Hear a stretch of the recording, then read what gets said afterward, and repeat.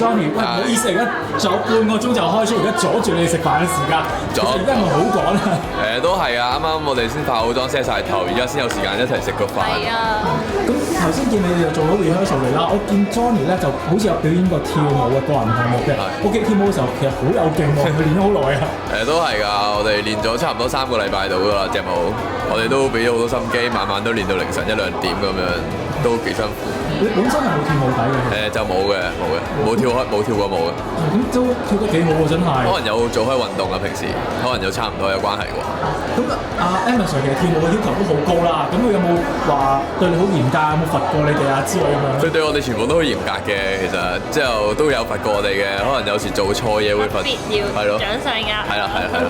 做得多唔多先？大家做得差唔多。派下30下咁去。share 㗎，有時女仔做錯，我哋男仔要頂啊，咁所以 share 㗎。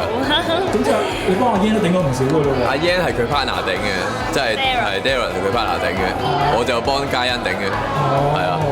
有冇怨言啊？冇嘅，都過咗啦，冇理由怨嘅。咁阿 Yan 咧，頭先咧見你rehearsal 嘅時候自我介紹咧，好似好緊張咁係啊，我喎。成日都係一上到啱啱上台咧，好似未瞓醒咁樣咧，一自我介紹得自己一個人講嘢咧就好驚嘅，即係個場啲燈又好光咁樣咧，所以就會有啲怯啊。有冇話練咗好多次咁樣啊？自我介紹就嚟到先至諗，好緊急啊！但係我把開場喎。係啊，不過有 rehearsal 咗幾次都 OK。座位編號。咁你一陣未有編排座位嘅。咁呢一陣個人項目嘅時候會表演啲咩咧？會表演唱歌啊！到時會唔會又好緊張咁到時會啊，到時下面觀眾啲燈會好暗咁，就好似得自己一個咁樣咯。係啊，OK。咁我希望阿 Yan 同埋Johnny 都會有好嘅成績啦。